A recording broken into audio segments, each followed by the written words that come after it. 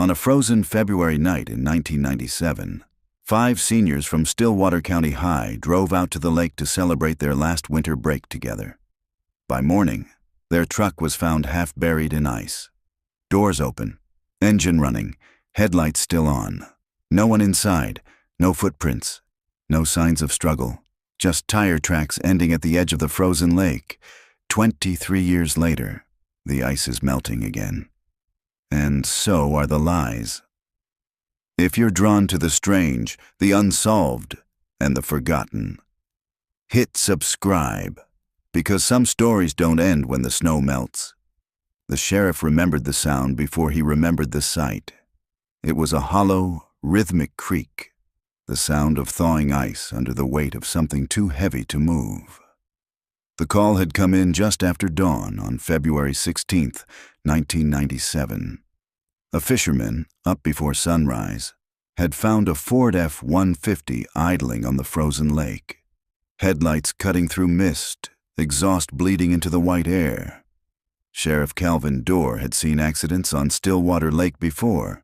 Hunters too drunk to judge the ice thickness. Kids joyriding past curfew. But this felt wrong the moment he stepped out of the cruiser. The cold was bone deep, the kind of cold that silenced sound. He approached slowly, boots crunching over thin ice. The truck door hung open. Inside, an empty six-pack, 1 Polaroid photograph, and a single mitten. The radio hummed with static. 5 names, 5 families, all gone between midnight and 3 a.m. Case file number 97-214, missing persons. Mackenzie Lowell, Aaron Holt, Clara Riggs, twins Jonah and Matthew Thorne. In the following days, search crews combed every mile of shoreline. Helicopters swept the lake. Divers found nothing but silt and beer cans. By March, Stillwater County had stopped asking questions out loud. But the silence never left. And 23 years later, when the drought hit and the lake began to recede, Sheriff Dorr, now retired, was the first to hear the sound again. This time, it wasn't ice breaking. It was the ground giving something back. July 2020. The air over Stillwater County shimmered with heat, an unfamiliar thing in a town used to snow. The lake, once a mirror of ice, had shrunk to half its size, exposing layers of gray silt and long-buried secrets. Rachel Lowry adjusted her camera tripod and pressed record. She wasn't supposed to be there.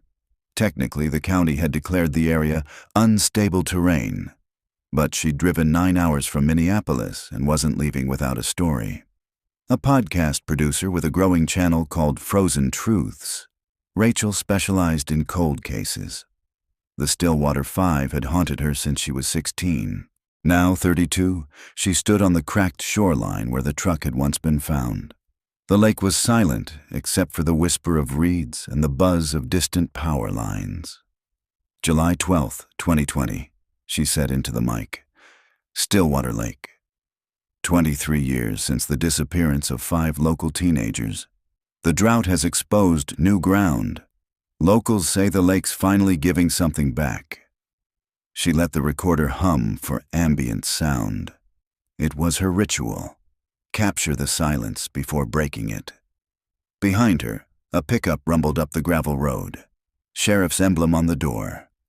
A man stepped out, broad-shouldered, gray hair, face lined by years and weather. "Private property, ma'am," he said. His voice was quiet but firm. "Technically county land," she replied without turning. "And technically public record." He studied her for a long moment. "You're one of those internet reporters?" "Documentarian," she corrected. "Rachel Lowry." Recognition flickered in his eyes. "I know that name. You did the piece on the Granite Falls disappearance." "That's me," he sighed. "Sheriff Dorr. Retired. But I still keep an eye on this place." Rachel lowered her camera slightly. "You were the first on scene, weren't you?" He didn't answer, just glanced toward the lake. "You shouldn't be standing there. That mud'll swallow you whole if you're not careful." "I'll take my chances." Something metallic glinted near the waterline. Rachel moved closer, kneeling. At first, it looked like driftwood. Then she brushed away the silt. It was a license plate, rusted but legible. 97F-213. The sheriff froze. "That's the Thorne boy's plate." Rachel turned, voice low. "You're sure?" "I never forget case numbers." The discovery pulled the air out of the day. For 23 years, that truck had been the only trace of the 5 kids. Now something had shifted, literally risen from the lakebed. The sheriff exhaled. "They told me once that lake doesn't keep secrets, just takes its time."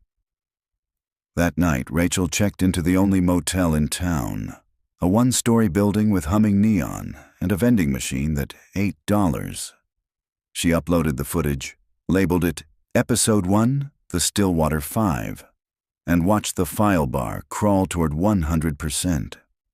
Outside, thunder rolled over the prairie. Inside, a mosquito buzzed against the motel lamp. And in the dark water beyond the hills, the lake breathed again, slow, patient, ancient. Rachel didn't know it yet, but she just woken something that had been waiting a very long time. Morning broke heavy and humid over Stillwater County. A gray haze hung low over the lake, where fog and dust had become indistinguishable from each other. The drought had stripped everything bare, even the illusions. Sheriff Calvin Dorr hadn't slept. He sat at his kitchen table in a faded undershirt, mug of black coffee cooling beside an open file box. The papers inside were the color of old bones.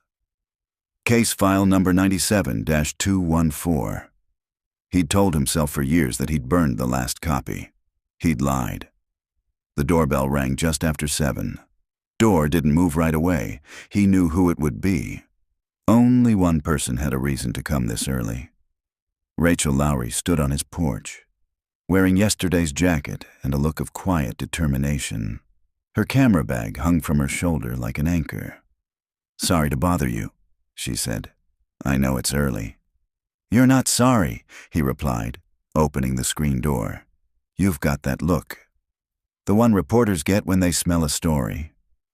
She smiled slightly. "You kept the files." Dorr's eyes narrowed. "How would you?"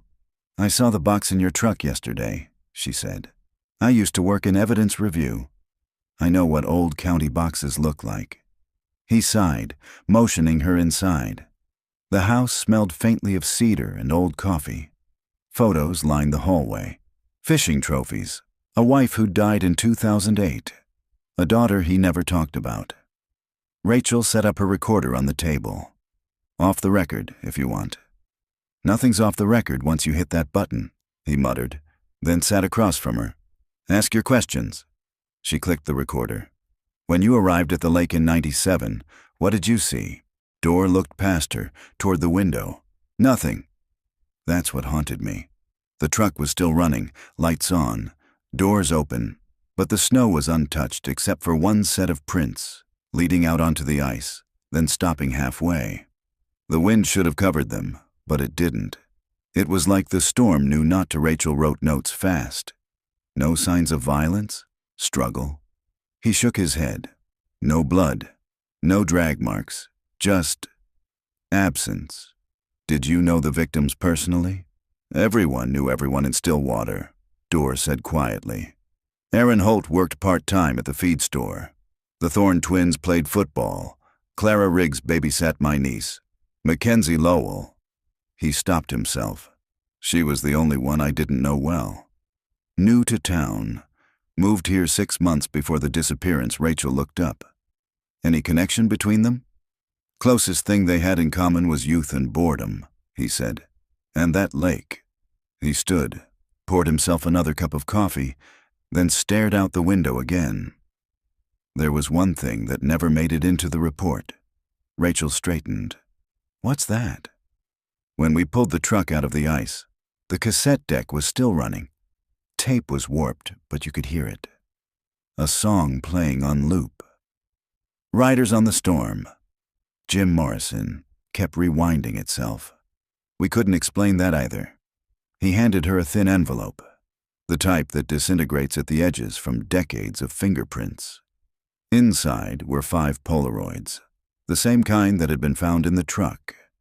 The photos showed the group at the lake, laughing, a bonfire burning behind them. One photo was different. In it, Mackenzie wasn't smiling. She was looking past the camera, into the dark beyond the fire. Rachel frowned. Who took this? That's the thing, Dorr said. We never found the camera. Just the film. The air conditioner rattled, filling the silence between them. I think I can help, Rachel said finally. There's tech now.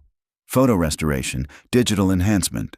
If we can scan these, maybe we'll see something that wasn't visible before. Dorr gave a tired half-smile. You think time hides clues instead of erasing them? I think time changes how we look at things. He nodded slowly. All right, but if you're going to dig, you'd better be ready for what's buried. Stillwater doesn't like outsiders stirring up ghosts. Rachel stood, gathering the photos carefully. Then it's a good thing I'm not afraid of ghosts. As she walked down the gravel drive, the morning sun broke through the haze, glinting off the lake in the distance, or what was left of it. Behind her, Dorr stepped out onto the porch. He watched her car drive away, then whispered to no one, "She's not ready." He didn't mean Rachel. He meant the lake. That afternoon, workers from the county water board arrived with heavy equipment to mark new shoreline boundaries. One of them radioed in after finding something strange, a line of sun-bleached wood buried under the silt, forming a near-perfect rectangle. By dusk, they realized it wasn't driftwood. It was the roof of a cabin, one that hadn't been on any map since 1972. And when they pried open what was left of the door, they found something inside. A shoe, half buried in mud. A woman's shoe, size 7. Rachel would get the call before midnight, and for the first time in 23 years, Stillwater County would stop pretending nothing ever happened. The call came at 11:47 p.m. Rachel was half asleep in the motel, her laptop still open, the room humming with the static whine of the air conditioner. The sheriff's number glowed on her phone. "Lowry," Dorr said. His voice was tight. "We've found something." She sat up fast. "At the lake? Old structure. Used to be a hunting cabin. Wasn't on any county record. You'll want to see this for yourself." By the time Rachel reached the site, floodlights cut white arcs across the shrunken shoreline. The lake looked alien now, its shrunken body exposing skeletal trees and the glint of submerged debris. Men in orange vests stood ankle-deep in mud, their boots sinking into decades of silence. The cabin was half swallowed by sediment. Its roof caved in, walls bowed outward like lungs exhaling their final breath. The air smelled of silt and rust, and something faintly organic. Dorr met her at the perimeter tape. "We found a shoe inside. Small, looks like a woman's, size 7. Rachel nodded. "One of the victims? Maybe. Maybe not." He motioned for her to follow. Inside the cabin, spotlights revealed warped furniture. Table, cot. The remains of a wood stove collapsed under its own weight. In one corner, a trunk sat wedged beneath debris. The padlock had rusted through. A deputy lifted the lid with gloved hands. Inside lay bundles of papers, waterlogged and fused together, and a small tin box. When they opened the tin, Rachel leaned closer. Inside was a stack of Polaroids. Most had dissolved into smears of color, but one was still legible. A woman standing in front of the same cabin, wearing a flannel jacket and holding what looked like a shotgun. Her face was indistinct, blurred by exposure, but behind her, faintly visible, were 5 shapes. Figures. Teenagers. Rachel's pulse quickened. "This photo's from the 90s. Look at their clothes.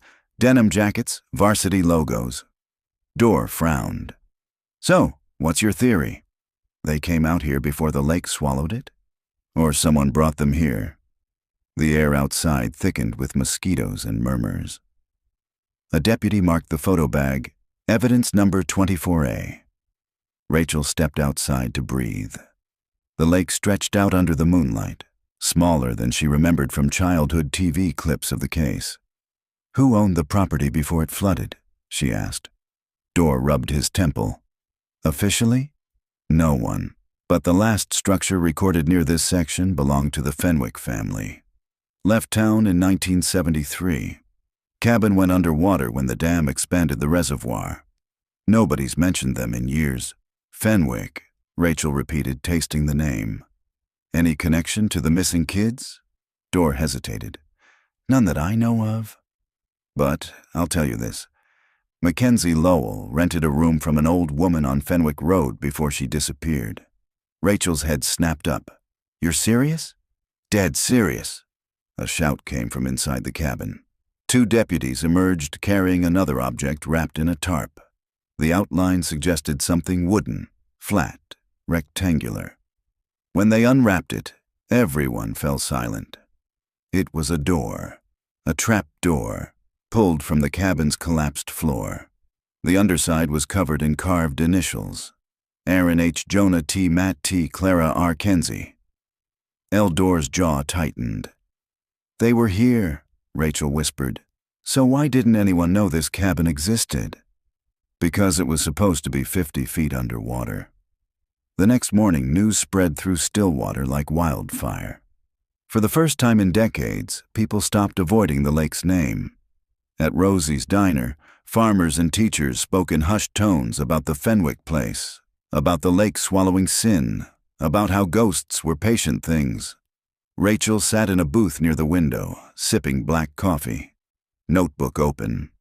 She watched condensation slide down the glass as storm clouds gathered in the distance. "Careful asking around," Dorr told her from across the table. "Stillwater folks remember things differently, and they don't like when outsiders remind them." "I'm not leaving until I know what happened," she said. He studied her for a long moment. "You remind me of my daughter. She used to think truth was something you dig for. Now she knows. Sometimes it's something you drown in."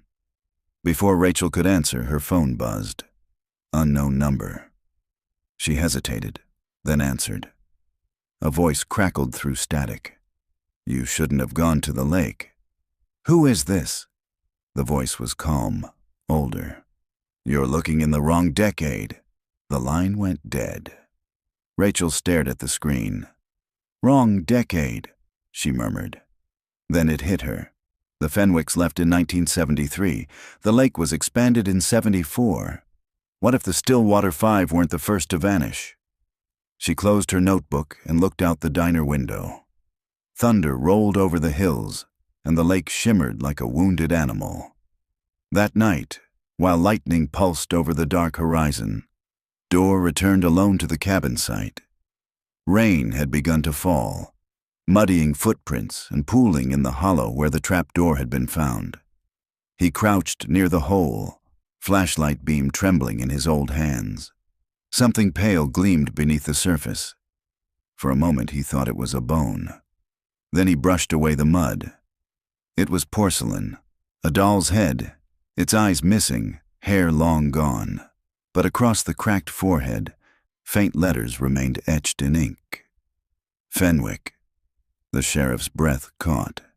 He looked toward the black expanse of lake, rain falling harder now. The lake wasn't finished talking. It was just remembering where it left off. Morning light fell through thin clouds, silver and flat. Stillwater County looked peaceful in that washed-out way small towns do when they're trying to forget. Rachel drove along Fenwick Road, the old gravel path curling through fields gone yellow from drought. Every few miles she passed a sagging barn or an empty mailbox with a name half scraped away by time. The address she was looking for no longer existed, flooded decades earlier, but she wanted to see where the road ended. She parked where the asphalt turned to dirt. Beyond it lay a stretch of cracked earth and the faint shimmer of what had once been shoreline. She took out her recorder. "Fenwick Road, July 14th, she said quietly. tracing the last address linked to Mackenzie Lowell, one of the Stillwater Five. The property was once owned by the Fenwick family, missing since 1973. If the lake swallowed their home, then the town swallowed their story. A breeze carried the smell of dust and algae.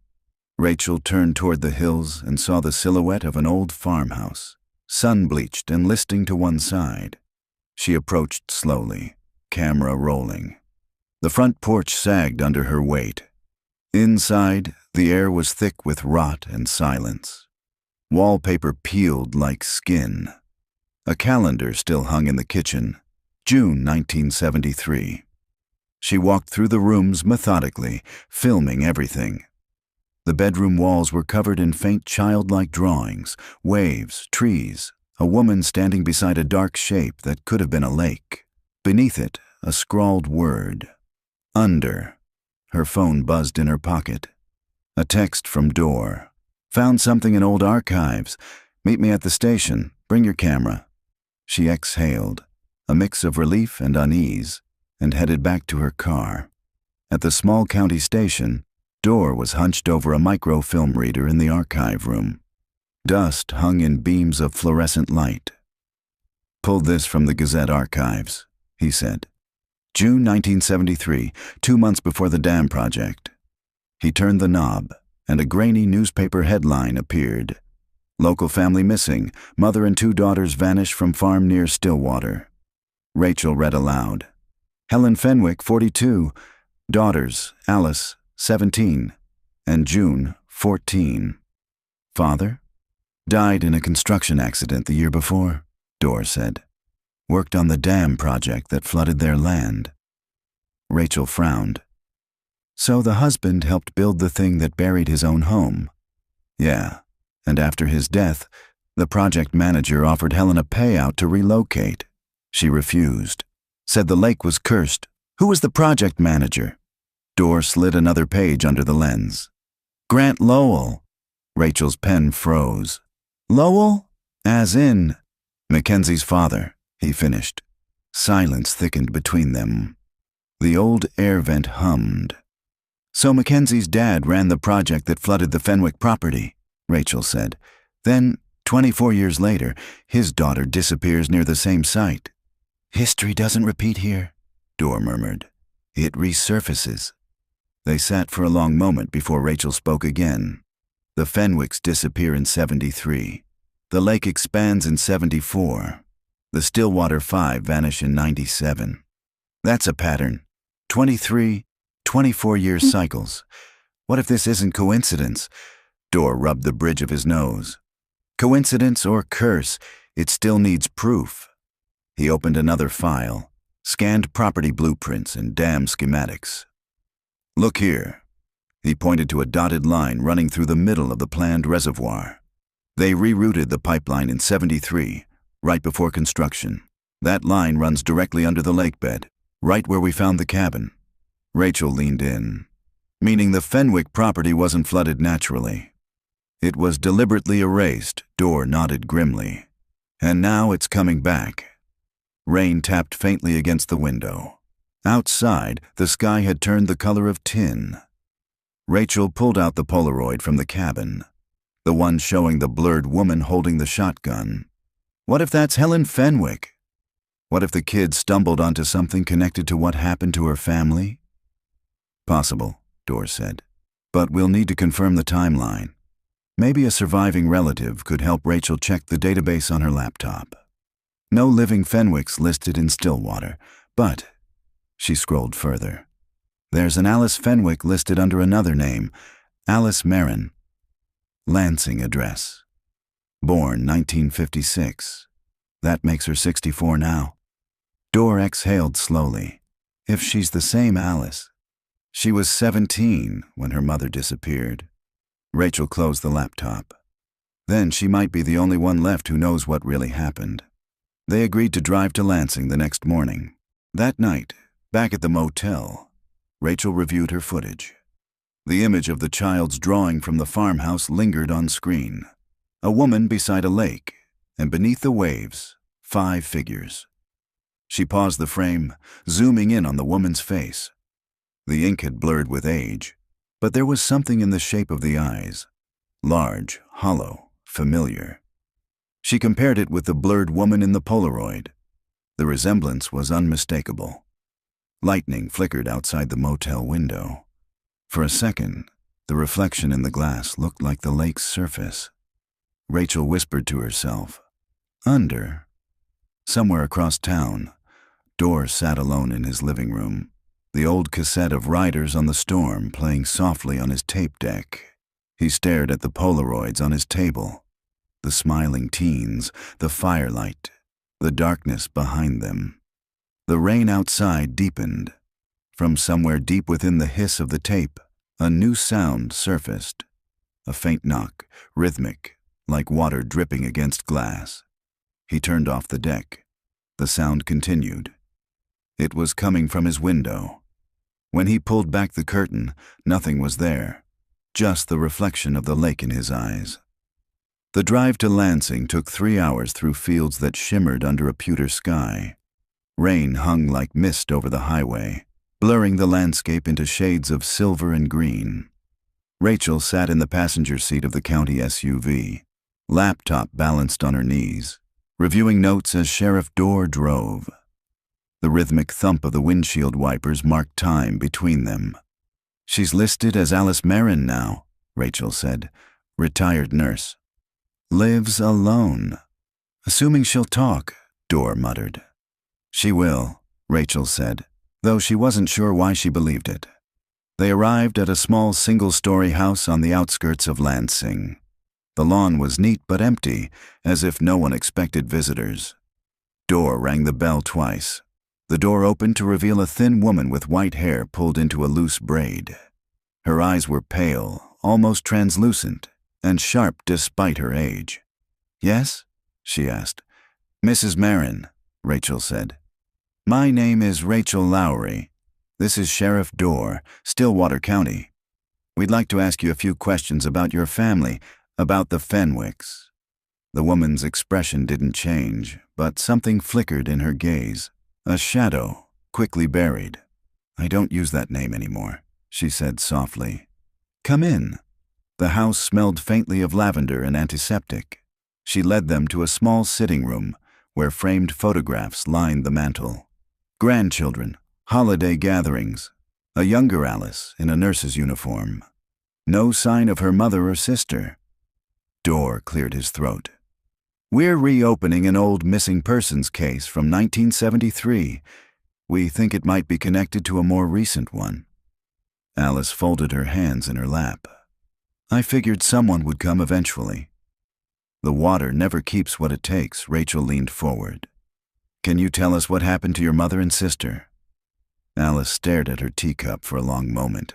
"We lived near the lake before the dam went up. My father worked construction. After he died, the county wanted our land for the reservoir. Mother refused to sell, said the ground was sick." "What did she mean by that?" Rachel asked. "She thought something was buried there, before any of us were born. She'd wake up at night saying she heard knocking from under the floorboards. My sister June said it was just water pipes, but I believed her. There was a smell in the house sometimes, metal and rot, like the lake before a storm." Alice's hands trembled as she lifted the teacup. "Then one night June went missing. Just gone. We found her shoes by the barn, prints leading toward the water.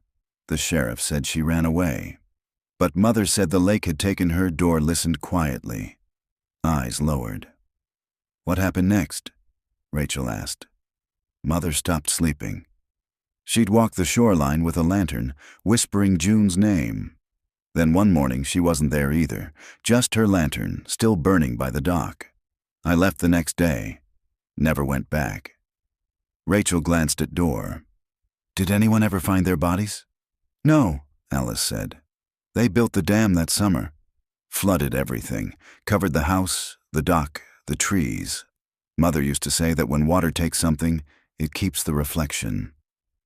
Rachel hesitated. "Do you know a man named Grant Lowell?" Alice looked up sharply. "He was the project manager. He came to the house often. trying to convince Mother to sign the papers.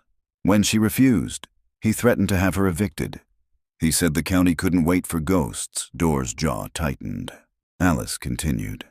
After my family disappeared, he came to the farm one last time. I remember because he brought flowers. Told me it was a tragedy of circumstance. But when he left, I saw mud on his shoes.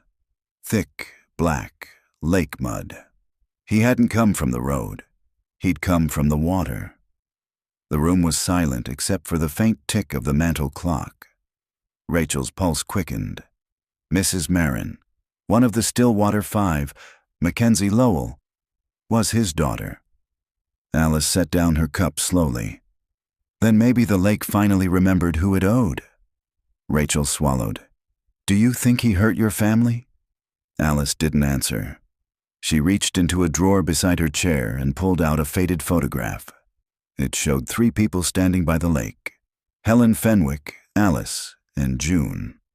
Behind them, near the water's edge, was a 4th figure, a man in a dark coat, watching.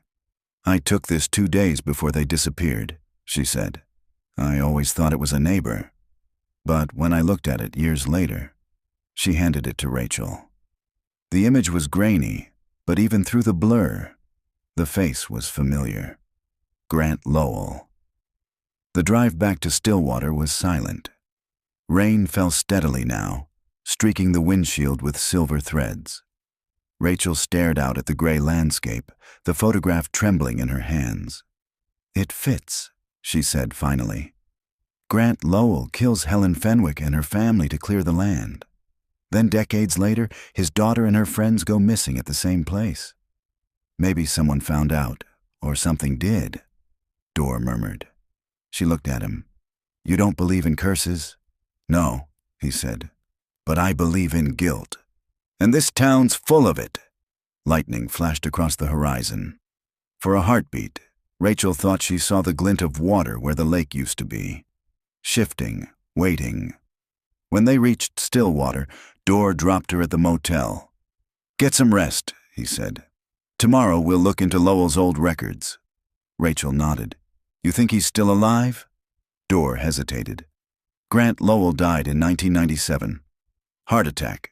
Right after his daughter vanished, Rachel froze. The same year? The same week. He drove off without another word. In her room, Rachel pinned the photo of the Fenwicks beside the Polaroids from the cabin. Lightning illuminated them in staccato flashes. The figures in the background seemed to shift with each flash, their outlines blurring into water.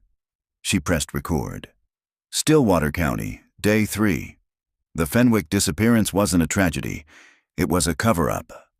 The man who buried them also buried his own daughter, whether he meant to or not. The question is, who's still digging? Outside, thunder rolled over the dry lake bed, and in the distance, water whispered against the shore that shouldn't have been there. Morning returned to Stillwater with a strange calm. The rain had stopped, but the air felt heavy, as if the clouds were holding their breath. Rachel arrived at the sheriff's office early, carrying her camera gear and a thermos of black coffee. The building, red brick, square, and faded by time, stood at the edge of town like a stubborn relic. Dorr was already inside, leaning over a stack of old county records. He didn't look up when she entered. I pulled every document from the 73 dam expansion. Half of it's missing. Rachel set her bag down. Missing how? Indexed but not filed. References to permit numbers that don't exist. Signatures from officials who never worked here. He slid a sheet toward her. The paper was brittle, the ink faintly blurred. Here's the original environmental report. Signed by Grant Lowell. Now look at the revised version filed 3 weeks later. Rachel compared them. The second report was shorter, cleaner, and 1 paragraph lighter. The section on property displacement, she murmured. They removed the line about the Fenwick residence. Exactly. It's like the family was erased from the county before they even went missing. Dorr rubbed his temple. Someone went through a lot of trouble to clean this up. Rachel scrolled through the county's digital archives on her laptop. Who had access to the records after the flood? He thought for a moment. The water board, the county clerk, and the maintenance department that handled the reservoir upkeep. She froze. Maintenance department? He nodded. Run for years by the same family. Vance Rachel blinked. As in Elena Vance? Dorr nodded slowly. Her brother worked maintenance before her. Their father before him. The Vances have been caretakers of that lake since before it had a name, Rachel typed furiously. Then they'd have access to the pipelines, the maintenance tunnels, the floodgates, every part of the infrastructure that's technically off limits. He leaned closer. You think one of them's involved? I think they know more than anyone else. Outside, the sky darkened again. A storm building or the last one circling back. It was hard to tell. Rachel packed her camera. I'll talk to Elena. Dorr stood. You shouldn't go alone. Then come with me. They drove past the shuttered mill, the feed store, and the lone diner where conversation always stopped when strangers walked in. The Vance house sat near the old water plant. A white structure with a sagging porch and a wind chime made from old copper pipes. Elena Vance met them at the door. She was in her late 60s, small, wiry, and sunburned, her eyes sharp as the edge of a blade. Sheriff, she said, though she didn't sound pleased to see him. Haven't had lawmen on my porch since the last flood inspection. Miss Vance, Dorr said politely. We're looking into historical records on the dam. We think some files were altered. Her mouth twitched. Wouldn't surprise me. County's been losing papers since the day they started keeping them. Rachel stepped forward. Do you remember the Fenwicks? Elena's eyes flickered. Everybody remembers that name, but remembering don't mean talking. Rachel held out the Polaroid of the cabin. We found this under the lake.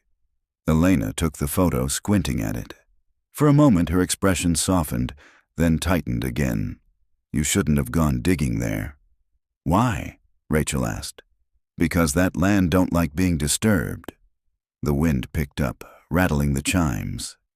Miss Vance, Dorr said gently, we're trying to understand what happened to those kids in '97. You were working maintenance then, weren't you? I was, she said, and I remember the night clear as glass. Snow so thick you could hear it fall. I was at the control station monitoring water levels when the sheriff called in about the missing truck. Thought it was just another winter accident. Rachel studied her. Did you see anything that night? Elena hesitated, looking toward the lake beyond the trees. Lights, she said finally. Under the ice. Thought it was headlights at first, but they moved wrong, slow, like something swimming. Rachel and Dorr exchanged glances. Did you report it? Told your deputy, Elena said. He told me to get some sleep. Rachel's camera was running quietly in her bag, recording every word. Elena handed back the photo. You want my advice, Miss Lowry? Leave the past alone. That lake's full of more than water. It's got memory, and memory don't stay buried. They thanked her and left, though Rachel could feel the woman's gaze on them until they reached the car.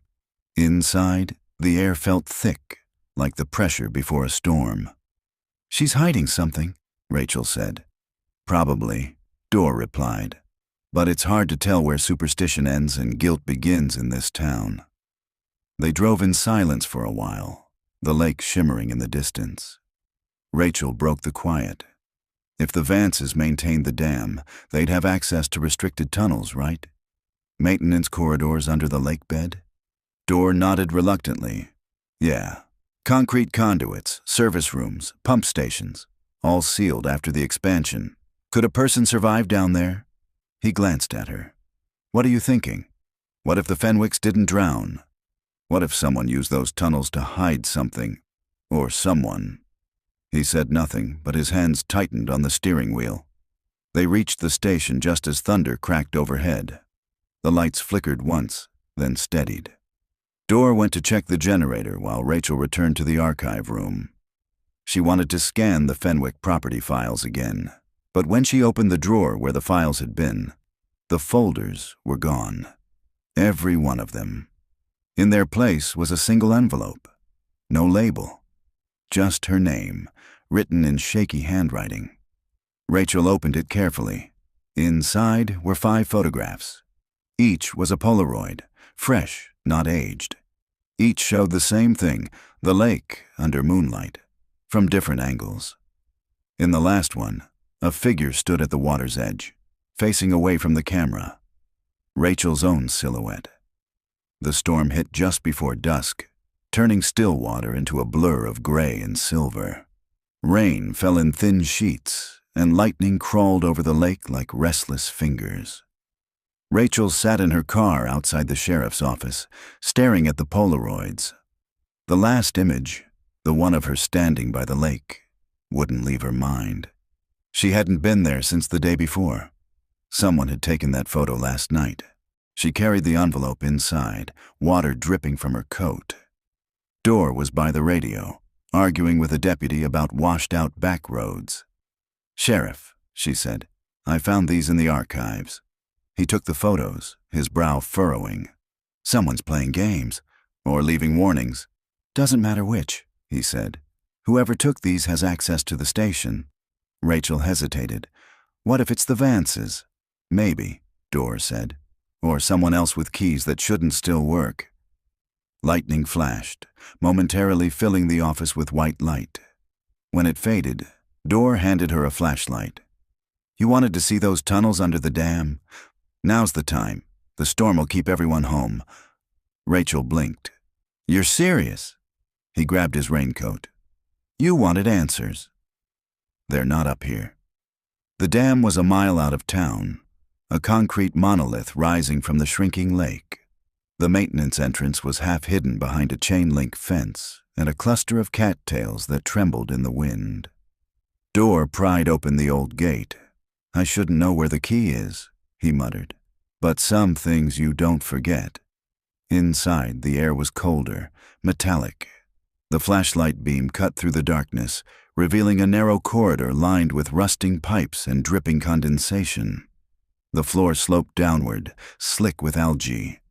Rachel filmed as they walked, her voice low.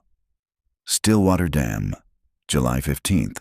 Entering the maintenance tunnels first constructed during the 1973 expansion. If these records were erased, this is where the truth was buried. Dorr said nothing, his jaw set. They passed faded warning signs. Authorized personnel only, water level control, danger, pressure valve. The deeper they went, the quieter it became. The storm outside faded into a distant heartbeat, replaced by the echo of dripping water. "Where do these lead?" Rachel whispered. "Beneath the reservoir," Dorr said. "Back when the lake was higher, this was the control system. Most of it was sealed after the expansion. After 20 minutes, the corridor opened into a large chamber. A rusted ladder climbed up one wall, disappearing into a shaft of darkness. On the far side, a steel door hung half open, its hinges corroded. "Looks like someone's been here," Rachel said. They approached slowly. Dorr pushed the door open. Inside was a smaller room, an old control station. Dust coated everything except one section of wall, where finger marks streaked through the grime. Rachel aimed her flashlight. There were names carved into the concrete. Aaron, Clara, Jonah, Matt, Kenzie. Beneath them, one more name. June Fenwick. Dorr exhaled. "Dear God." Rachel stepped closer. The carvings were shallow but deliberate. Whoever made these was alive when they did. Lightning flashed somewhere above, and for an instant, the light flickered through the cracks in the concrete. Then she saw it. Something glinting in the corner. She knelt and brushed away the dust. It was a metal bracelet, corroded but intact. The name engraved on it was almost gone, but under her light she could still read the letters, CR. "Clara Riggs," Rachel said softly. Dorr stared at the bracelet, his voice gravel-thin. "We searched for weeks, not one trace of them. How did this survive down here? Because no one was looking in the right place." The flashlight beam swept across the walls. Old control panels, fuse boxes, and a set of stairs descending into black water. Rachel pointed the camera down, recording the reflection. For a moment, it looked like faces staring back up. The water rippled. "Sheriff," she said quietly, "did you see that?" He aimed his light. "Fish! Has to be. There's no fish this deep." Something moved again just below the surface. Slow, deliberate. Dor gripped her shoulder. "We're leaving." Now, but Rachel didn't move. Her gaze locked on the far wall. There, half hidden under moss, was a rusted sign. Fenwick Access 02. "This isn't just a tunnel," she whispered. "It's built over the Fenwick property line." Dor's face tightened. "We shouldn't be here." As they turned to leave, the steel door slammed shut behind them with a metallic crash. The echo rolled through the tunnel like thunder. Rachel's flashlight flickered. "Was that the wind?" "No," Dor said. "That was a lock." They pushed at the door, but it wouldn't budge. The air grew heavy, damp. Water dripped faster from the ceiling, pooling at their feet. Rachel's pulse hammered. "There's another exit, right?" "Should be," Dor said, but his voice had lost conviction. He swung his light around, searching. Then the flashlight beam caught something on the opposite wall, a small alcove filled with boxes wrapped in plastic. Rachel ripped one open. Inside were files, hundreds of them. County records, blueprints, and missing persons reports. The top one was dated February 1997. "It's all here," she breathed. "Every erased record." Dor flipped through them quickly. "These are originals." God, they hid them down here, another flash of light from above. The floor trembled. A deep, resonant creak rolled through the walls. "The storm," Dor muttered. "Pressure shift. We need to get out before—" The sound that followed wasn't thunder. It was something collapsing. A section of ceiling cracked, spilling water like blood from a wound. Rachel clutched her camera, heart racing. "Sheriff!" He grabbed her arm, pulling her toward the ladder. "Go!" They climbed as the tunnel flooded, the water rising fast. The light flickered out. In the darkness, Rachel heard the whisper of something moving below, something too slow, too deliberate to be current. They reached the hatch at the top and shoved it open, emerging into the storm. Rain hammered the dam's surface, cold and sharp. Rachel collapsed against the concrete, gasping. Dor pulled himself up beside her, drenched and pale. Behind them, the hatch shuddered, water pushing against it from below. Rachel stared into the rain. Someone built that room to hide the truth. Dor nodded weakly, and maybe something else to keep it from escaping. The hatch rattled once, then went still. By morning, the storm had passed. The air smelled of mud and metal, the way it does after something's broken open. Rachel sat cross-legged on the motel floor, laptop open, hair still damp from the night before. Her camera had survived the flood. Miraculously, so had the footage. On the screen, the tunnel glowed in the beam of her flashlight. Walls carved with names, the flooded stairs, the reflection that looked like faces. She watched it again and again, the way survivors replay crashes, hunting for the second where everything changed. Dor had gone home to rest, though she doubted he'd sleep. She uploaded the video to a private cloud for safekeeping. Habit. Insurance. Then she cued a short teaser clip for her podcast channel. Just a 30-second montage of the lake, the tunnel, and her voice over the images. 23 years ago, 5 teenagers vanished. We were told they fell through ice, but ice doesn't carve names in concrete. She scheduled it to go live that evening. By noon, the sheriff's phone rang. By 3 p.m., the clip had 200,000 views. When Rachel arrived at the sheriff's office, Dor looked up from behind his desk, jaw tight. "You didn't tell me you were posting it." "I had to," she said. "If we disappear, the story doesn't." "You might have just made yourself the story." He turned his monitor so she could see the news feed. A local station had already picked it up. Mystery Tunnel Under Stillwater Dam. Podcast host claims cover-up. "I wanted attention on the evidence," she said, but her voice was thin. Dorr sighed. "Attention's not what this town handles well." The phone rang again. Deputies, reporters, state investigators. Each call tightened the knot in his shoulders. "State's sending a team to inspect the dam. They're already talking sinkholes and liability. You might have just triggered an evacuation order. Then maybe they'll find what we did." That's what I'm afraid of. By dusk, Stillwater looked uneasy, like a place remembering it had something to hide. The diner stayed open late. The conversations inside stopped when Rachel entered. People watched her like she'd brought the ghosts back on purpose. A woman at the counter whispered to another, "They'll blame the sheriff next." Rachel left her food untouched. Outside, the sky glowed orange with the last of the sun. She walked toward the lake, her recorder in hand. The shoreline looked different now. Water lower, mud cracked into patterns like veins. She spoke quietly into the mic. "The footage is out. The lake's finally talking, but it sounds like fear." A figure appeared in her peripheral vision, Dorr, hands in pockets, watching the water. He looked older than he had yesterday. "They're closing the tunnels tomorrow," he said. "State engineers, hazmat suits, the works." "You told them everything." "Enough?" "Then it's over." He shook his head. "You don't close something like this.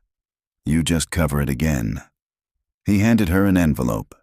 Inside were photographs, black and white prints from the county archives. "Found these in the boxes we pulled from the tunnel." Look at the date, June 1973. The photos showed men in hard hats beside the half-built dam. In the corner of one image, two women stood apart from the workers, Helen and Alice Fenwick. Between them, barely visible, was a small concrete hatch, the same kind Rachel had climbed out of last night. "They were standing over the tunnel entrance," she whispered. "Before it was sealed," Dorr said. Lightning flickered on the horizon again, dry and distant. Rachel looked toward the lake. If the Fenwicks were buried down there, the water would have preserved the remains. He nodded. "If the state team finds them, we'll finally have names to bury." That night, Rachel couldn't sleep. The motel walls felt too thin, the air too still. Around midnight, she heard a car outside, an engine idling, then cutting off. She peeked through the curtain. A truck sat under the streetlight. Empty. Her phone buzzed. A text from an unknown number. "You shouldn't have shown them." She froze, fingers trembling. A second message followed. "The lake takes back what it gives." She dialed Dorr, but it went straight to voicemail. Then came the knock. 3 slow raps against the door. Rachel grabbed her recorder, whispered, "Stillwater County, July 16th. Motel room 3. Someone's here." She opened the door a crack. The hallway was empty except for a small envelope on the ground. Inside was a single Polaroid, her video thumbnail. Her own face frozen mid-sentence, mouth open, eyes wide. On the back, written in marker, "Stop digging." At dawn, she drove straight to Dorr's house. His truck was gone. The front door was unlocked. Inside, the living room looked untouched except for the cassette deck on the table. Riders on the Storm playing low, looping. On the couch sat another envelope. Her name again. Inside, a map of Stillwater Lake, dated 1974. Several locations circled in red, each marked pipe access. The last circle was on the far western edge, labeled Intake 5, Fenwick Line. She called the sheriff's number again. No answer. Then faintly, through the cassette hiss, she heard knocking. Not from outside, from the floor. She froze, staring at the boards beneath the rug. The knocking came again, slow, deliberate, rhythmic. For a long moment she didn't move. Then she bent down, pressed her ear to the floorboards. Water, moving beneath the house. She whispered to no one. "He built his home over the old line." The song looped again, Jim Morrison's voice fading into thunder. Into this house we're born. Into this world we're thrown. Rachel stood slowly, her pulse hammering. "Door," she whispered. Then the knocking stopped, and from somewhere deep below, the lake answered back. By noon, the sheriff's truck was found abandoned at the edge of the lake. The deputies said it must have been the rain, the mud too soft, the wheels sunk. But Rachel knew better. The passenger door was open, and on the seat lay Door's badge, slick with water, as though it had been placed there with care. She stood beside the truck, microphone trembling in her hand. July 17th. Sheriff Calvin Door, missing. His vehicle recovered at Stillwater Lake, Western Shore. Last known location, Fenwick Line. Behind her, the lake stretched out, half empty, half awake. The drought had pulled its skin back, revealing the dark ribs of the old structures beneath. What was once shoreline was now an expanse of cracked mud and pale reeds. Somewhere beneath that, the intake tunnel waited, the one marked on Door's map. Rachel zipped her jacket and started walking. The wind off the lake smelled metallic, like old blood. She found the hatch easily this time, a rusted disc of iron half buried in silt. The warning letters were faded, but she could still make them out. Intake 5. Authorized access only. She hesitated, then turned on her headlamp and twisted the wheel latch. It resisted, then gave with a groan that echoed into the earth. Cold air surged up, damp and heavy. She descended. The ladder rattled beneath her boots. The deeper she went, the colder it grew, until her breath came out in pale ribbons. The tunnel below was narrow, circular, its walls sweating condensation. A low hum filled the space, a mechanical vibration, like a heartbeat. She switched on her recorder. Fenwick Line, Intake 5. Tunnel runs below the western ridge. Sheriff Door's truck found 300 yards from here. Her voice sounded foreign, swallowed by the walls. She moved slowly, the light from her lamp gliding over corroded pipes and faded stencil markings. 1973 expansion project, property control, Lowell Engineering. She stopped at that one, fingertips tracing the letters. "Grant Lowell," she whispered. "He built the intake line." The tunnel turned sharply, narrowing until she had to crouch. Water trickled along the floor, pooling in places like thin veins of mercury. Every sound echoed endlessly. Her breath, her steps, her pulse. She rounded another bend, and her light fell on something lying in the water. A flashlight. Doors. She picked it up, still damp, still warm. "Sheriff?" Her voice cracked, swallowed instantly by the tunnel. No answer, just the faint drip of water and the slow pulse of machinery in the distance. She pushed forward. The tunnel widened again into a chamber, the air suddenly colder, the smell stronger. Rust, mold, and something sweet, almost floral. Her light swept across the room and caught on movement, fabric drifting in the shallow water. It was a jacket, sheriff's issue. Empty. Rachel's breath hitched. She stepped closer, careful, scanning the room. That was when she saw the wall. Like the one in the other tunnel, it was carved with names, older ones this time, some barely legible beneath layers of mineral stain. Helen, June, Aaron, Clara, Jonah, Matt, Kenzie. And now, Calvin. The last name was still wet. Rachel stumbled backward, nearly dropping her recorder. Her lamp flickered, then steadied. Something rippled the water behind her, small waves spreading outward, too deliberate for current. She spun, light shaking. The chamber was empty. Her breathing quickened. "Door, if you can hear me." A voice cut her off, faint, distorted, through the recorder's speaker. "Leave. Before." She froze. It was his voice. Door's. Not in real time, echoing from her own device, as if the tunnel itself were playing it back. "Sheriff?" she whispered. Static answered. Then, layered beneath it, The same rhythmic knock she'd heard in his house. 3 beats. Pause. 3 beats.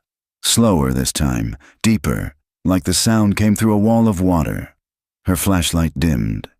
She smacked it against her palm. The beam steadied. That's when she noticed it. The far wall wasn't concrete. It was wood, old and swollen with moisture, and in its center, a door frame. Carved into the frame, barely visible. Fenwick. Her heart pounded. She stepped closer. The air tasted wrong now, thick, briny, electric. She reached out, pressed her hand against the door. It was warm. She pulled. The wood shifted, releasing a sigh of cold air that smelled like rot and iron. Behind it, her light found stairs descending into black water. "Stillwater County?" she whispered into the mic, her voice shaking. This structure predates the dam. It's wooden. It's..." The recording cut out as her foot slipped on the slick step. She caught herself against the frame, breathing hard. Somewhere below, the water rippled. She aimed her flashlight down. For a heartbeat, she thought she saw faces, pale shapes suspended just beneath the surface. Then the light flickered again, and they were gone. She backed up, fast, chest tight. The recorder was still rolling, though she barely realized it. Leaving intake 5, no sign of Sheriff Dorr, structural collapse likely imminent. She climbed the ladder, each rung slick, her pulse a drumbeat in her ears. When she reached the hatch, the light from outside was different, orange, low. Evening already. She pushed it open, stumbled into the fading sun. The lake was lower than before. The drought had deepened. The water had retreated another 10 feet, exposing stumps and stones that hadn't seen daylight in decades. Rachel collapsed on the ground, gasping, mud clinging to her hands. She pulled out her recorder, checking the playback. It was still running, but now there was sound behind her voice. Faint, wet, knocking. 3 slow beats. She turned toward the hatch. It was closed again, and from beneath it, water began to seep up through the cracks, slow, steady, deliberate. By dawn, the drought had broken. Thunder rolled somewhere beyond the horizon, but the sky above Stillwater stayed an uneasy gray, neither rain nor sun, only waiting. Rachel parked outside the temporary command post the state had set up by the dam. White tents, yellow tape, the hum of generators. Men in hard hats carried waterproof cases past her without looking up. The lake looked smaller again, its skin drawn tight. She walked straight to the lead investigator, a tall woman in a windbreaker that read, "Michigan Emergency Response." "Rachel Lowry, journalist," she said. "I have footage from inside the intake tunnels. It shows structural damage and evidence of a crime." The investigator raised a brow. "You're the podcaster?" "Yes." "You're not cleared for this site." Rachel held out her recorder. "You'll want to hear what's on this." The woman hesitated, then nodded to a technician. They led Rachel inside one of the tents. A monitor flickered to life as her footage played. The carvings, the bracelet, the Fenwick door, the water rising. The investigator's face stayed unreadable until the knocking began. "That sound," the technician murmured. "It's rhythmic." "Pressure fluctuation?" the investigator offered. "No," Rachel said quietly. "It's deliberate." They replayed the final seconds. The 3 knocks, the pause, then water seeping through the frame. "Where exactly did you find this?" Rachel pointed to the map pinned on the wall. "Intake 5, western line. The hatch is still accessible." The investigator studied her. "You're lucky to be alive. Those tunnels were condemned after the expansion. We'll send a team down. I'm going with you." "That's not going to happen." Rachel met her eyes. "You don't even know what you're looking for." "I do." A long pause, then, "Fine. But you stay behind the safety line. One wrong step and the whole place will come down by mid-afternoon." The team descended. Rachel stood at the mouth of the intake tunnel, helmet light slicing through the gloom. Cables snaked down into the dark. Voices echoed up, distorted by the walls. The radio crackled. Entering secondary chamber. Structural integrity holding another voice. Followed, lower. You'll want to see this. The investigator motioned for Rachel to follow partway down. They stopped at the first junction. The air was damp and cold, alive with the smell of algae and metal. Through the open channel below, she saw the chamber she'd filmed, but drained now, pumps clearing the water to knee-deep sludge. The names on the walls glistened under floodlights. Human, one technician said, carved with a knife. Old. Then he pointed toward the far end. We found a false wall. The investigator gave the order, and 2 workers set to work with crowbars. The concrete crumbled easily. Behind it was a cavity no bigger than a small room. Rachel climbed down, her boots sinking into the muck. The light caught something pale in the corner, a shape that didn't belong to the architecture. Bones, several sets, half buried, half preserved by the water. A tangle of ribs, fabric, hair turned to silt. The investigator's breath left her in a sharp exhale. Get the forensic team down here. Rachel knelt beside the nearest shape. Around one wrist was a corroded chain bracelet engraved with letters dulled by time. She brushed them gently until they shone enough to read. H.F. Helen Fenwick. She swallowed hard. It's them. One technician shone his light higher. More shapes lined the wall, smaller, teen-sized.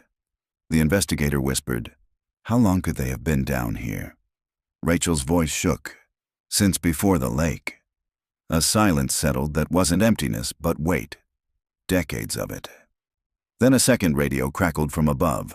"Ma'am, water pressure's spiking. You need to clear the line." The investigator barked orders.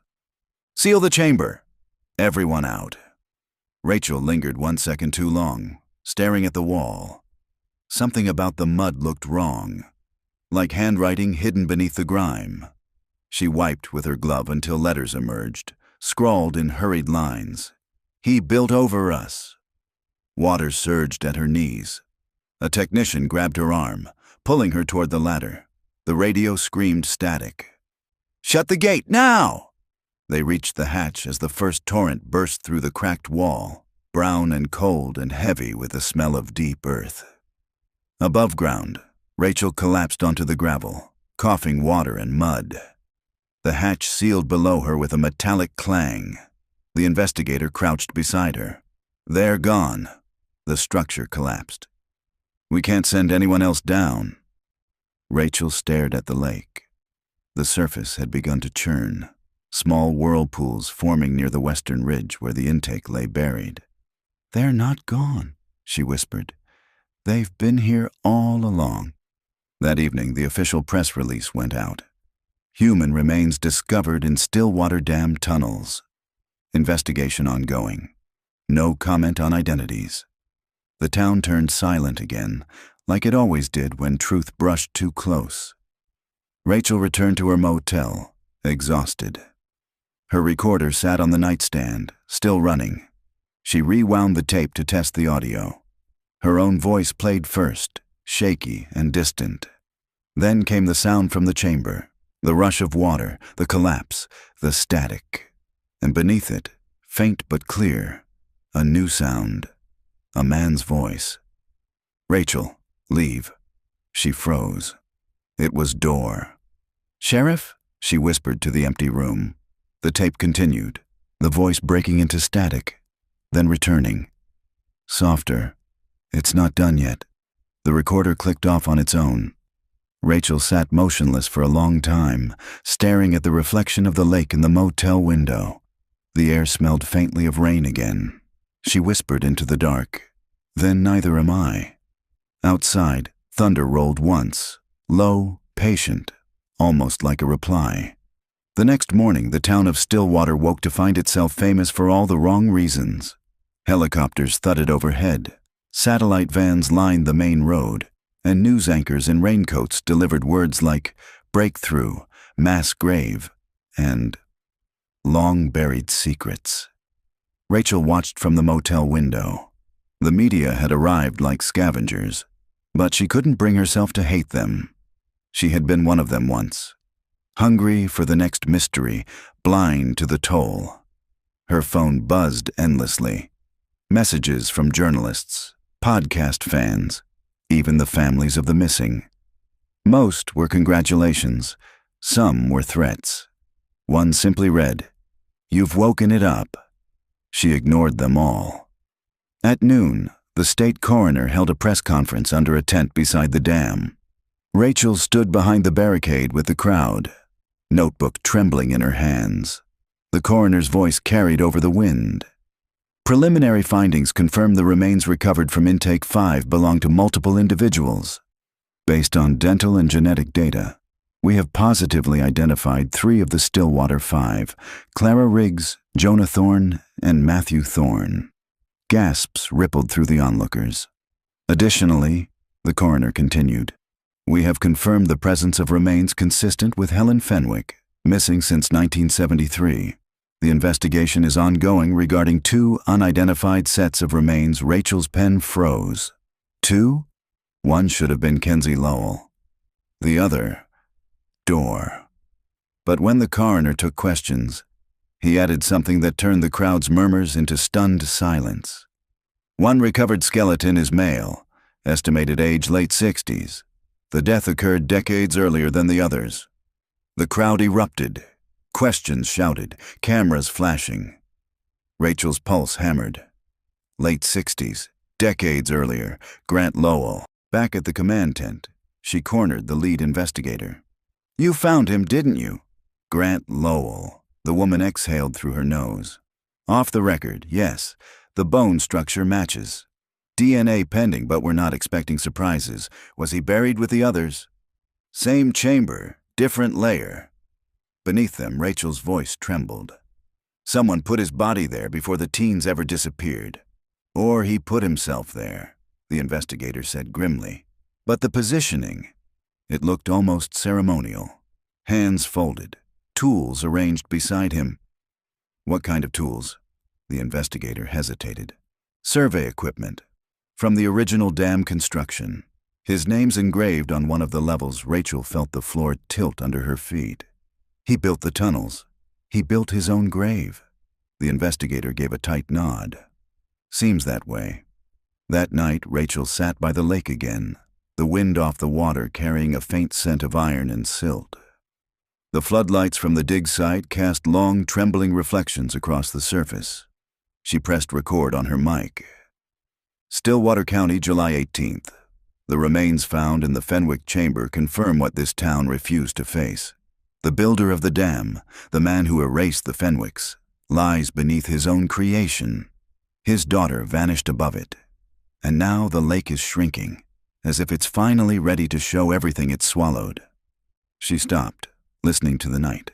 Somewhere, a frog croaked. Then another sound, softer, knocking. 3 slow beats, echoing from beneath the dock. She swallowed hard. Door, she whispered. The knocking stopped. Her phone buzzed. Unknown number.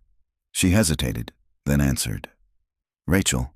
The voice was weak, waterlogged, but unmistakable. Sheriff? Where are you? Not far, he said. Static crackled over his words. They weren't supposed to find me. What are you talking about? We found the chamber. You need to leave, he interrupted. The lake's not done. Door. The line went dead.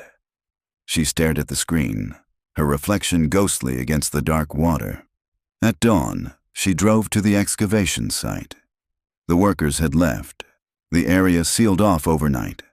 But the fencing was flimsy, and Rachel had never been good at following orders. She slipped inside. The hatch to intake 5 was half buried now, silt and broken rebar surrounding the metal plate. But beside it was something new. A fresh footprint, deep and solitary. She crouched. The tread pattern was familiar. Sheriff's boots. Rachel's breath caught. Door, she whispered again. A low sound rose from the hatch, like air moving through a hollow throat. Then a faint trickle of water began to seep through the cracks again. She stepped back, heart pounding. No, not again. The trickle became a steady stream. The ground trembled. Rachel turned to run, but a glint caught her eye, something half buried in the mud. She knelt, pulling it free. A badge, Door's badge, the same one she'd seen on the seat of his truck, except this one was clean, still warm. She dropped it, backing away. The stream turned to a gush. The hatch lifted slightly, water bursting through in a frothy surge. Rachel stumbled up the slope, mud clinging to her boots. The lake's surface boiled for a moment, then went eerily still. By the time she reached her car, the sun was rising. The lake glimmered gold, peaceful again. She sat behind the wheel, shaking, recorder still running. Stillwater County, July 19th. The lake is changing again. I don't think this is over. Sheriff Dorr may still be down there, or something wearing his voice. She looked back toward the water. For a brief moment, she swore she saw movement. A single ripple moving against the wind, tracing a circle around the center of the lake. Inside the circle, the water was darker, deeper, almost black. That evening, the news broke again. Authorities confirm dam integrity unstable. Stillwater Reservoir to be drained. Rachel sat at her motel desk, typing her episode notes by candlelight as thunder grumbled far off. The last line she wrote before closing her laptop. If the water drains, maybe the truth will finally surface. But I'm not sure anyone in Stillwater wants to see what's left underneath. She turned off the recorder. Then came the knock. 3 slow beats, this time from the window. When she looked up, the glass was fogged from the outside, and traced into the condensation was a single word. Under. The water began falling at dawn. By late afternoon, a staged drawdown had lowered Stillwater Lake to broad mud flats. State crews worked behind a temporary cofferdam at Intake 5, pumps chewing at the silt, until the subgrade slumped and the lake shouldered its way back in. Television crews arrived by the dozens. The governor promised closure. The locals called it tempting fate. Rachel stood at the edge of the old shoreline, microphone in hand, eyes fixed on the receding water. The smell was unbearable. Mud, rust, rot. A whole generation's worth of secrets exposed to the light. She whispered into the recorder. July 21st. The reservoir is nearly dry. The bottom looks like another world. Houses, trees, the old Fenwick farmhouse. Everything they said was gone. Her voice broke. I can see the roof of the cabin. She climbed down the embankment, careful to avoid the slick spots where the mud still moved under its own weight. Drones buzzed overhead, recording the resurrection of a drowned town. When she reached what had once been the lake's center, she stopped. The cabin she'd discovered months earlier was now fully visible. Its roof caved in, walls split open, door hanging like a broken jaw. And beside it, something new, a human silhouette lying half-submerged, one arm stretched toward the doorway. Rachel's knees hit the mud before she realized she'd fallen. The face was barely recognizable, but the sheriff's badge pinned to the torn jacket gleamed in the sun. Door. She pressed the recorder close. Body found near Intake 5. Sheriff Calvin Dorr. Appears recently deceased. Her hand shook as she brushed mud from his face. His eyes were open. She thought she saw recognition there, but the sun played tricks in the glare. His lips moved. She leaned closer, convinced for a moment that he was whispering. But when the wind died, the sound was only air hissing through a crack in the collapsed tunnel below. Then, from inside the cabin, came the noise. 3 knocks. Rachel froze. It couldn't be. There was no one left to make that sound. The knocks came again, slower this time, from under the floor. Her breath fogged in the heat. She stepped inside. The air was thick and wet, the boards soft under her boots. Stillwater County, she whispered, voice trembling. This cabin, this is where it started. Lightning flashed somewhere far off, though the sky was clear. She knelt and pressed her hand to the warped floorboards. The wood was warm. Knock, knock, knock. Rachel drew her knife, pried at the boards until one came loose with a wet crack.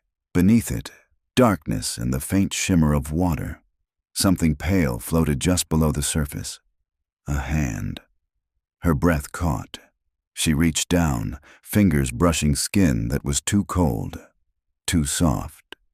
She pulled, and the body rose through the hole like a dream surfacing from deep sleep. It was a woman, young, her hair fanned out like dark smoke. Around her neck was a silver locket. Inside it, engraved initials, M. L. Mackenzie Lowell. Rachel's tears blurred the scene. "You're here," she whispered. "All this time." But as she stared, something about Mackenzie's face changed in the shifting light. For an instant, she thought the eyes moved. Then the whole cabin groaned. The ground trembled beneath her. A fissure split open in the mud outside, stretching toward the drained lake bed. Water gushed up from below, black and cold, filling the cracks faster than it should have. Rachel stumbled to her feet, clutching the recorder. The cabin was sinking, the mud swallowing it piece by piece. She ran, the water chasing her ankles. Behind her, the cabin collapsed inward, disappearing into the churn. The sound it made wasn't like wood breaking, it was like a voice, deep and guttural, exhaling after years underwater. By the time she reached solid ground, the cabin was gone again, buried under the returning tide. The floodgates had failed. Rachel looked up the embankment. The engineers were shouting, scrambling to close the valves, but the water didn't care. It surged back in waves, refilling the basin like a beast reclaiming its nest. She turned the recorder on one last time. This isn't a curse. It's memory. Still water doesn't drown what it loves. It keeps it. The rising tide lapped at her boots. The Fenwicks, the Lowell girl, the sheriff. Maybe they were never lost. Maybe the lake just wanted them home. She backed away as the water reached her knees, then her waist. The air was cold now, the storm breaking overhead in white sheets. Her recorder slipped from her hand, vanishing beneath the surface. The last thing it captured was her voice, faint and steady. If anyone hears this, don't rebuild here. Let it rest. Then the feed cut out. 2 days later, helicopters filmed the aftermath. The dam still standing. The lake refilled. The town quiet. Authorities recovered no additional bodies. No one saw Rachel Lowry leave Stillwater County. But locals said they sometimes hear her voice at night, when the wind's right and the rain comes in sideways. 3 soft knocks. A pause, then her whisper, barely above the water's sigh.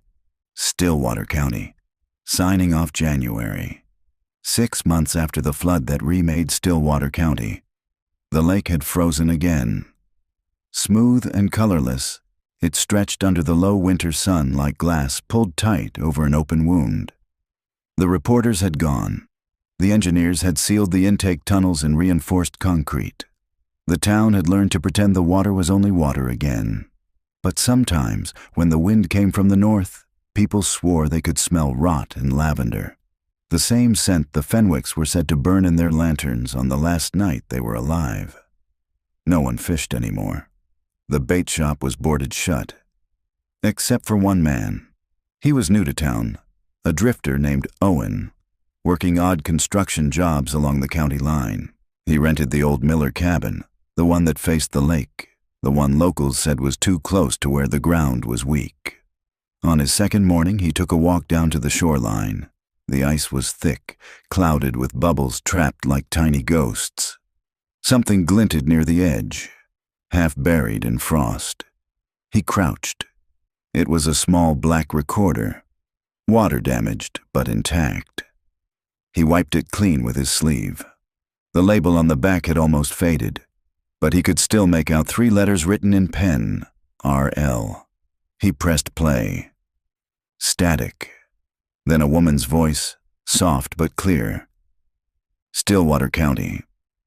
The water was still warm when she disappeared. Owen froze. The sound was so vivid it seemed to come from the air around him rather than the device in his hand.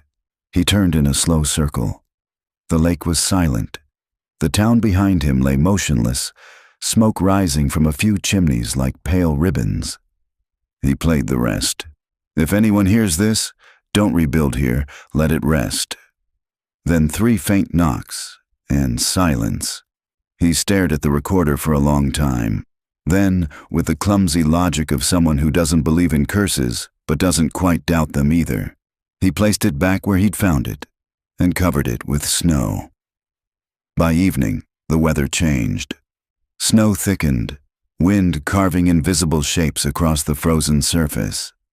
Inside the Miller cabin, Owen lit the old fireplace and unpacked a single box of belongings: tools, canned food, a radio. He set the radio on the sill, tuning until the static softened into a faint signal. A local broadcast station. Weak, distant. "This is County FM," a voice said. "Tonight, in memory of those lost in Stillwater's flood, we're replaying excerpts from investigative journalist Rachel Lowry's final podcast series." The fire cracked. Owen froze again. 23 years ago, 5 teenagers vanished. We were told they fell through ice. But ice doesn't carve names in concrete. The voice filled the room, calm, certain, haunted. He turned down the dial. The signal didn't fade. He turned it off completely. The voice kept going. "The water doesn't take. It keeps." It remembers Owen stood, heart pounding. The radio wasn't plugged in anymore. He backed toward the door, fumbling for his coat. But before he could reach it, something creaked outside. The sound of ice shifting under weight. He peered through the window. Far out on the frozen lake, where no one had walked in months, a faint light moved slowly along the ice. Not bright, just enough to make the reflection waver, like a lantern. It stopped halfway across the lake, as though whoever carried it had turned to face him. Owen's breath fogged the glass. Then, just barely, he heard it, muffled by wind, but unmistakable. Knock, knock, knock. He stepped back from the window.